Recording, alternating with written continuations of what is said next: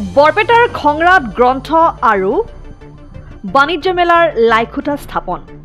বৰপেটা জিলাৰ খংৰাত চতুৰ্থ গ্ৰন্থ আৰু বাণিজ্য মেলাৰ লাইখুটা মঙলবাৰে স্থাপন কৰা হয়। খংৰা নৱশক্তি যুৱ ক্লাবৰ উদ্যোগত 9 ডিচেম্বৰৰ পৰা 15 ডিচেম্বৰলৈ খংৰাৰ মৰহুম মহম্মদ আলী সমন্বয় ক্ষেত্ৰত অনুষ্ঠিত হ'বলগীয়া গ্ৰন্থ আৰু বাণিজ্য মেলাৰ লাইখুটা স্থাপন কৰে পূব চেঙা সমবায় সমিতিৰ সম্পাদক আব্দুল ৱাহাবে। সাংস্কৃতিক শোভাযাত্ৰা, কবি সন্মিলন, কুইজ প্ৰতিযোগিতা, তৰ্কৰ প্ৰতিযোগিতা, গ্ৰন্থ উন্মোচন, আলোচনা চক্ৰ, অকণিৰ মেল, সাংস্কৃতিক অনুষ্ঠান, সংগীত আৰু মুকলি নৃত্য প্ৰতিযোগিতা, ক্ৰীড়া প্ৰতিযোগিতা তথা কাৰ্যসূচীৰে চতুৰ্থ খংৰা গ্ৰন্থ আৰু বাণিজ্য মেলা অনুষ্ঠিত হ'ব বুলি উদ্যোক্তাই জানিবলৈ দিয়ে। ছাত্ৰ-ছাত্ৰীৰ শাৰীৰিক, বৌদ্ধিক আৰু মানসিক উৎকৰ্ষ সাধনৰ লক্ষ্যৰে বিভিন্ন কাৰ্যসূচী অনুষ্ঠিত হ'ব বুলিও উদ্যোক্তাই জানিবলৈ দিয়ে।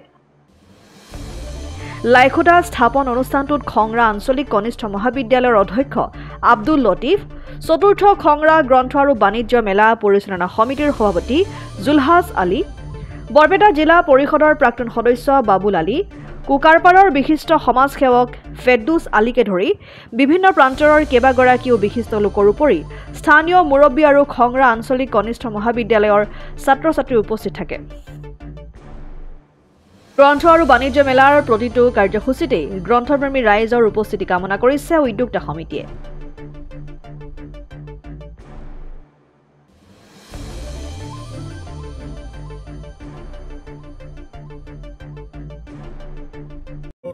আৰু আহ্বান ৰাখিলোঁ অহা 9 তাৰিখৰ যিটো কাৰ্যসূচী আছে সাংস্কৃতিক শোভাযাত্ৰা, এই শোভাযাত্ৰাত আপোনালোকে দলে দলে উপস্থিত হৈ এই শোভাযাত্ৰাত অংশগ্ৰহণ কৰক আৰু খংৰাৰ চতুৰ্থ গ্ৰন্থ বাণিজ্য মেলাৰ আৰু অধিক উজ্জ্বল যাতে আগত দিনলৈকে আগবঢ়াব পাৰে, আকৌ যাতে নতুনকৈ এটি পঞ্চম গ্ৰন্থমেলা উদযাপন কৰিবলৈ তেওঁলোকে সাহস পায়, তাৰে বাবে আপোনালোকৰ তৰফৰ পৰা সহায় সহযোগিতা আৰু বিভিন্ন ধৰণৰ বিভিন্ন ক্ষেত্ৰৰ অৰিহণা বিচাৰিছে আৰু আপোনালোকৰ জৰিয়তে প্ৰতিজন সুধী সমাজলৈ এই আহ্বান ময়ো জনাইছোঁ। বিশেষকৈ দেখা গৈছে অসমৰ বিভিন্ন প্ৰান্তত গ্ৰন্থ আৰু বাণিজ্য মেলা অনুষ্ঠিত হৈছে, কিন্তু তাত গ্ৰন্থমেলাক বা গ্ৰন্থ গুৰুত্বটো ইমান বেছি দিয়া দেখা যোৱা নাই। তাত গ্ৰন্থ বিপণী দেখা পোৱাই নাযায়, কি ক'ব? ধন্যবাদ। আপোনাৰ যিটো প্ৰশ্ন সঁচাকৈ এটা চিন্তনীয় বিষয়, ভাবিব লগা বিষয়। বিশেষকৈ আমাৰ সংখ্যালঘু অধ্যুষিত অঞ্চলত নৱেম্বৰ, ডিচেম্বৰ, জানুৱাৰী মাহকেইটাত বিভিন্ন জাগাত গ্ৰন্থ ও বাণিজ্য মেলাৰ নামত বিভিন্ন ধৰণৰ ব্যভিচাৰ কিছুমান কাৰ্যসূচী তেওঁলোকে উদযাপন কৰা দেখা যায় আৰু তেওঁলোকে আমাৰ সমাজ ব্যৱস্থাত কুলসিত কৰিবলৈ প্ৰয়াস কৰে আৰু আমাৰ এই গ্ৰন্থমেলাই তাৰে এটা ব্যতিক্ৰম গ্ৰন্থমেলা উদযাপন হ'বলৈ গৈ আছেহি। আমাৰ ইয়াতে ধী শক্তি জড়িত আছে আৰু তেখেতসকলৰ পৰামৰ্শ মতে এই গ্ৰন্থমেলা উদযাপিত হ'বলৈ গৈ আছে। ইয়াতে কোনো ধৰণৰ সমাজৰ অনৈতিক ব্যভিচাৰ কোনো ধৰণৰ যাতে এইখন গ্ৰন্থমেলাৰ দ্বাৰাই বিস্তাৰিত হ'ব নোৱাৰে, তাৰ কাৰণে যথেষ্ট চেষ্টা কৰা হ'ব আৰু আমাৰ আঞ্চলিক সমাজ এই ক্ষেত্ৰত তীক্ষ্ণ দৃষ্টি নিক্ষেপ কৰি আছে আৰু আগত দিনত কৰি থাকিব। আৰু আপোনালোকৰ এই চেনেলসমূহৰ জৰিয়তে কৰ্মকৰ্তাসকললৈ মোৰো এটি আহ্বান থাকিব, গ্ৰন্থ আৰু বাণিজ্য মেলাৰ নামত যাতে এইখন খংৰাৰ মাটিত কোনো ধৰণৰ ব্যভিচাৰ, অনিয়ম আৰু কোনো ধৰণৰ যাতে কুলসিত কোনো ধৰণৰ ব্যৱস্থা যাতে হাতত লোৱা নহয়।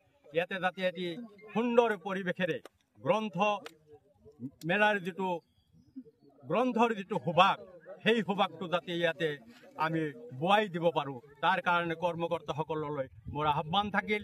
আমি ইয়াতে গ্ৰন্থৰ নামত যাতে কেৱল খেল ধেমালি এইবিলাকেতে মজগুল নাথাকোঁ, আমি কিছু গ্ৰন্থৰ বিপণী ইয়াতে আনিবলৈ যাতে চেষ্টা কৰা হয় আৰু তেখেতসকলে এই চেষ্টা নিশ্চয় অটুট ৰাখিব আৰু চেষ্টাৰ বিনিময়ে আমি অহা দিনত এইখন খংৰাৰ মাটিত গ্ৰন্থমেলাত আমি কিছু নতুন গ্ৰন্থৰ আমি এটা সুবাস পাম বুলি আপোনালোকক মোৰ ব্যক্তিগত ফালৰ পৰা মই জনাই দিলোঁ। আপোনালোকে অপেক্ষা কৰক এইবেলিৰ গ্ৰন্থমেলাত গ্ৰন্থৰ যিটো সুবাস আঞ্চলিক ৰাইজে সেইটো পাবলৈ নিশ্চিতভাৱে সক্ষম হ'বহি। প্ৰথম কথা হৈছে যে আমি বৈদিক নহ'লে এই কথাটো যিটো সাংবাদিক বন্ধুসকলে সদায় প্ৰশ্ন কৰে, এই গ্ৰন্থনামত যিটো বিজয়জৰীয়া যিটো অপসংস্কৃতি আমাৰ সমাজত গা কৰি উঠিছে, এইটো যথেষ্ট চিন্তনীয় বিষয়। আৰু এই বিষয়টো নিৰাময় কৰাৰ কাৰণে আৰু গ্ৰন্থৰ যিটো সভা, এই গ্ৰন্থৰ যিটো বতৰা, এই বতৰাটো প্ৰতিটো বৈদিক সমাজত দিয়াৰ কাৰণেই এটা ব্যতিক্ৰম ধৰণেই মোটামুটি এই গ্ৰন্থমেলাটো উদযাপিত হ'বলৈ গৈ আছে। গতিকে মই উদ্যোক্তাসকলক মই পক্ষৰ পৰা আপোনালোকৰ জৰিয়তে এই কথাতে আহ্বান ৰাখিম, তেওঁলোকে গ্ৰন্থমেলাৰ নামত যিহেতু তেওঁলোকে আগবাঢ়ি গৈছে, এইটো এটা শুভ লক্ষণ, এটা ইতিবাচক বাৰ্তা লৈ তেওঁলোকে আহিছে। গতিকে অনাগত দিনত যাতে কোনো ধৰণৰ বিতৰ্কবিহীনভাৱে তেওঁলোকে যিকোনো কাৰ্যসূচীয়ে কৰক, কিন্তু গ্ৰন্থৰ যিটো মৰ্যাদা, সেই মৰ্যাদা ৰক্ষণ ৰাখি বাকী কাৰ্যসূচীবিলাক তেওঁলোকে মান্যতা দিয়ক, এই ক্ষেত্ৰত আমাৰ ক'বলগীয়া একো নাই। গতিকে মই প্ৰতিগৰাকী উদ্যোক্তা ইয়াৰ লগত একদম জড়িত হৈ থকা সকলো পক্ষলৈ মই আমন্ত্ৰণ জনাইছোঁ, তেওঁলোকে গ্ৰন্থৰ এইবাৰ সুবাস তেওঁলোকে লওক। আৰু সংগ্ৰাম চতুৰ্থ গ্ৰন্থমেলাটো এইবাৰ ব্যতিক্ৰম ধৰণে হ'বলৈ গৈ আছে বুলি মই অনুভৱ কৰিছোঁ। গতিকে কেৱল বৰপেটা জিলাখনেই নহয়, গোটেই অসমত এটা বাৰ্তা দিব লাগে যে নহয়, সংখ্যালঘু অধ্যুষিত অঞ্চলবিলাকত আমাৰ যিটো লেবেল লগোৱা হৈছে যে আমি গ্ৰন্থমেলাৰ নামত কিছু ব্যভিচাৰ, কিছু অনৈতিক কাৰ্য, কিছু দুষ্কৃতিমূলক কাৰ্যবিলাক সংঘটিত হৈ আছে, এইটো নৈ কৰিব পৰা অৱস্থা নাই। গতিকে এইটো যাতে পুনৰাবৃত্তি কেতিয়াও নহয়, সংগ্ৰাম মাটি যাতে পুনৰাবৃত্তি নহয়। আৰু বিশেষকৈ এই অনুষ্ঠানটো হ'বলৈ গৈ আছে সংগ্ৰামচলী কনিষ্ঠ মহাবিদ্যালয়ৰ প্ৰাংগণত। গতিকে ইয়াৰ যিটো মান্যতা প্ৰতিটো পক্ষই যাতে দিয়াৰ কাৰণে চেষ্টা কৰে, আমি যাতে কোনো কৰ্তৃপক্ষই যাতে আমাক যাতে কোনো ধৰণৰ বেয়া দৃষ্টিভংগীৰে আমাক চাব নোৱাৰে, তাৰ কাৰণে মই প্ৰতিটো পক্ষক মই বিনম্ৰতাৰে মই আহ্বান ৰাখি মই ক'বলগীয়া কথাখিনি মই শেষ কৰিছোঁ। ধন্যবাদ। উদযাপন হ'ব আৰু উক্ত গ্ৰন্থমেলাত আমাৰ দায়িত্বত থকা সভাপতি সম্পাদকে প্ৰমুখ কৰ্মকৰ্তাই জনাইছে যে এনেকুৱা এখন গ্ৰন্থ আৰু বাণিজ্য মেলা হ'ব, যি গ্ৰন্থ আৰু বাণিজ্য মেলাত শিশুৰ পৰা বৃদ্ধজনলৈ, কনিষ্ঠজনৰ পৰা জ্যেষ্ঠজনলৈ সকলোৱে উপভোগ কৰিব পৰাকৈ এখন গ্ৰন্থ আৰু বাণিজ্য মেলা হ'ব। আৰু আশা ৰাখিছোঁ আৰু ভগৱানৰ আৰু আল্লাহৰ ওচৰত প্ৰাৰ্থনা জনাইছোঁ, তেওঁলোকৰ যি মনৰ বাঞ্ছনা, এই বাঞ্ছনা যাতে সাফল্যমণ্ডিত হয়। আৰু তেওঁলোকৰ যি প্ৰায় তেওঁলোকক সোধা গৈছিল যে আপোনালোকে কি উদ্দেশ্য আৰু আগত ৰাখি গ্ৰন্থ আৰু বাণিজ্য মেলা আয়োজন কৰি আছে। তেওঁলোকে জনাইছে যে আমি গ্ৰন্থ আৰু বাণিজ্য মেলাখন আয়োজন কৰিছোঁ এইকাৰণেই যে আমাৰ এই অঞ্চলখনক আগুৱাই নিয়াৰ স্বাৰ্থত এই অঞ্চলত আমাৰ যাতে বিভিন্ন ধৰণৰ আমি জ্ঞানী গুণী মানুহক ইয়াত আমন্ত্ৰণ জনাইছোঁ। উক্ত জ্ঞানী গুণী মানুহৰ দ্বাৰাই যিখিনি আলোচনা হ'ব, ইয়াত আলোচনা চক্ৰ আয়োজন কৰা হৈছে। যিখিনি কথা বতৰা হ'ব, সেই কথা বতৰাৰ পৰা আমাৰ এই অঞ্চলৰ মানুহখিনি জ্ঞান লাভ কৰিব আৰু জ্ঞান লাভ কৰি আমাৰ এই অঞ্চলত পিছ পৰি থকা যিবোৰ সমস্যা, এই সমস্যাসমূহ সমাধান হ'ব।